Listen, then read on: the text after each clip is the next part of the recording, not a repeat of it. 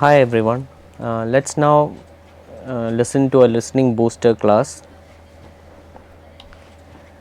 Okay, so now let's start off with an overview of the Ielts listening test. You have 4 recordings in this test. The first recording is usually a conversation between two speakers, for example, about travel arrangements, a training course, fixing an appointment at a clinic, or with a dentist. Now, coming to the second recording, it's a monologue with one person speaking. For example, a person telling about activities in a community, a guided tour of a museum, information about a conference. So, these are the kind of monologues that you can listen into the second recording. Now, coming to the third recording, this mainly deals with the training or education related topics. It is usually a talk between two people about a project that they are doing, discussion between two university students. And coming to the last recording, it's usually a monologue and delivered in a university style lecture session. So these are the 4 types of recordings that you will encounter in an Ielts listening test. So to brush up on the question types, so the first one is multiple choice. Second type of question is matching times 2. So there are 2 different matching tasks. Then there will be a plan, map or diagram labeling. Then a form, a note, a table, flowchart or summary completion. Then sentence completion questions and short answer questions. So what are some of the tips that you can adopt for achieving a good score in Ielts listening? So as always, you have to practice extensively. So without practice nothing is possible, and it's always mandatory to listen to English audio. It can be in the form of podcasts, it can be TED Talks, documentaries or even TV shows or web series. So you can select whatever you like according to your interest or your area of interest. Then usually we use English language in day to day real life situations, and listening to such type of audio can help in better understanding the audio in a listening test at a better speed. So the Ielts listening test has audio which is usually much slower than real life speaking of the language, so it will be easier to attempt the test. Also, if you have some issues with any type of accents, this can be rectified by listening to English being used in real life situations. Then the next step is to build up a proper vocabulary knowledge. So vocabulary is a key part of Ielts listening. The easier you understand different words, the faster it will help to identify and note answers for your listening test. Maintaining a vocabulary book, use of flashcards or referring to any apps or websites are the various methods to improve vocabulary. Some of the apps or websites you can use to improve your vocabulary are Quizlet and Memrise. So you can download these apps and do the exercises mentioned in these apps.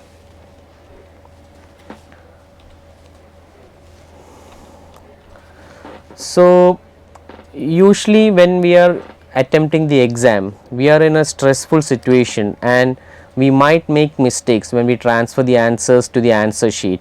So always care should be taken while transferring the answers to the answer sheet, especially the numerical order of the questions with the corresponding answers.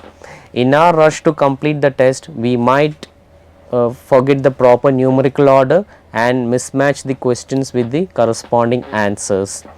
You have to write legibly and double check the answers once you have completed transferring them. Another commonly noticed factor is that the student gets distracted and loses focus for a second or two, and in that time period the answer is missed. So the key there is to not panic, otherwise the next answer is missed too. You have to continue with the test and go back to the question and try to remember what you heard. An informed guess can also be done for the same. So no response for a particular question will result in 0 marks. If by chance you are lucky and your informed guess is correct, you are going to get that answer right.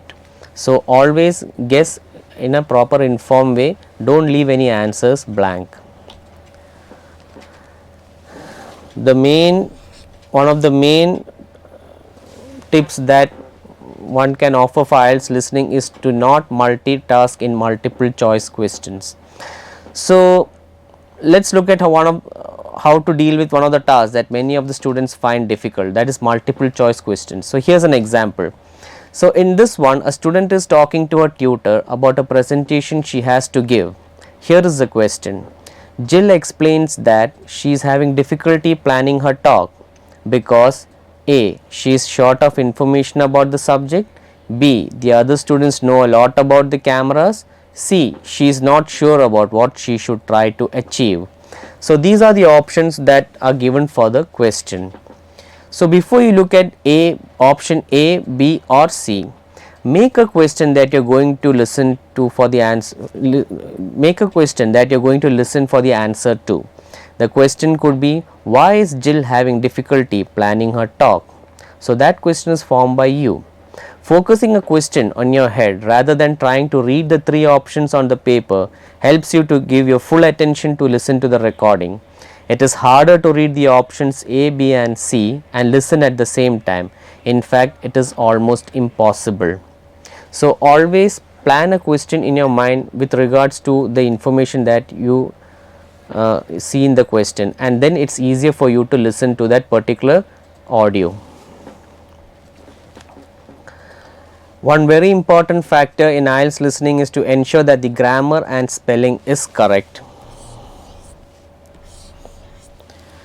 So it is especially important to be careful with singular and plural nouns as well as tenses and the subject verb agreement.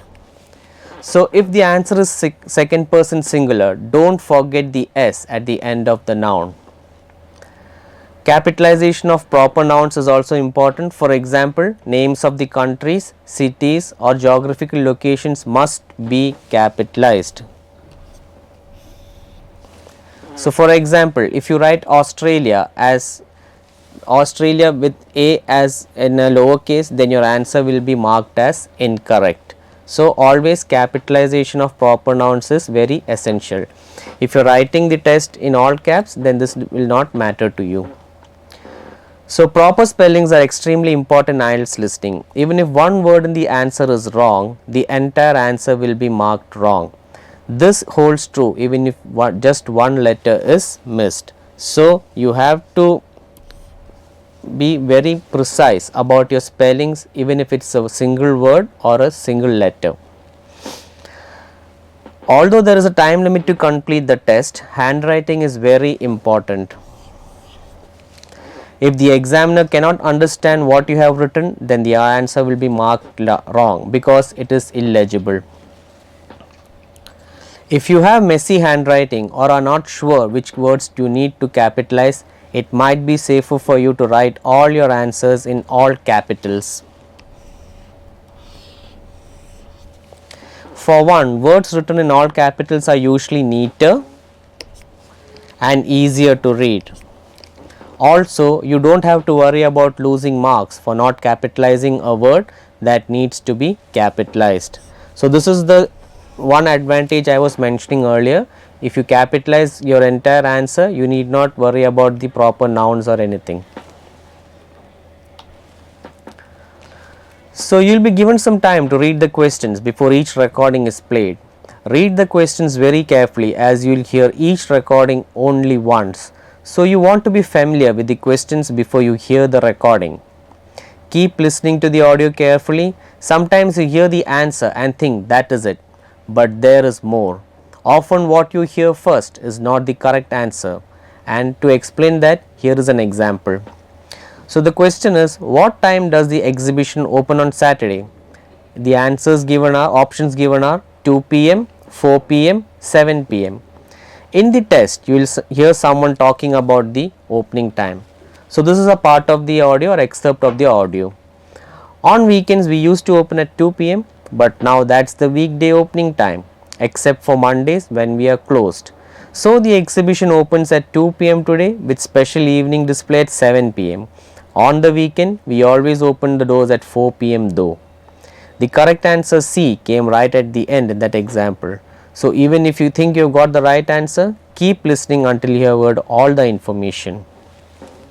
Don't worry if you do not understand everything you hear.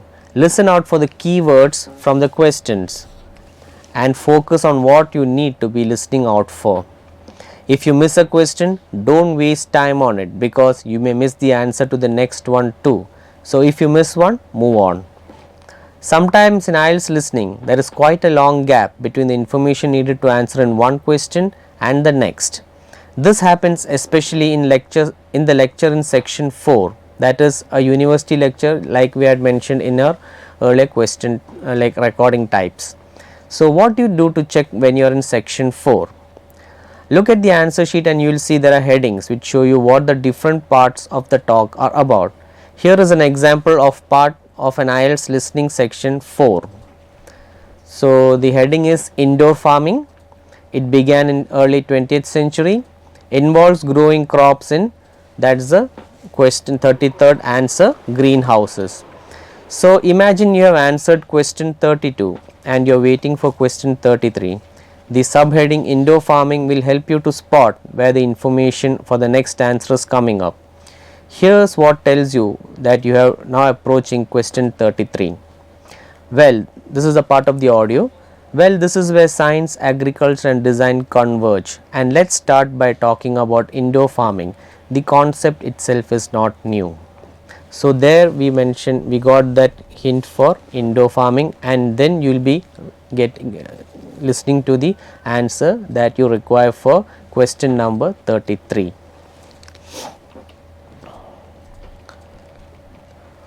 One major tip to excel in your listening test is to always look out for signposts. So the signpost may be, let's start talking about. So that clearly alerts you to the upcoming answer. These are mostly found everywhere in IELTS listening, especially section 4. So some of the signposts that you have to look forward to is, I'll start by examining. For instance, first, secondly, another, in addition to, as well as this, on the one hand or on the other hand. One major advantage is the problem, however, is, so listen carefully for these signposts which tell you what's coming next. Make sure you follow the word count in the instructions of each question. For example, if the instructions say write no more than one word and you write the train instead of just train, your answer will be marked as incorrect.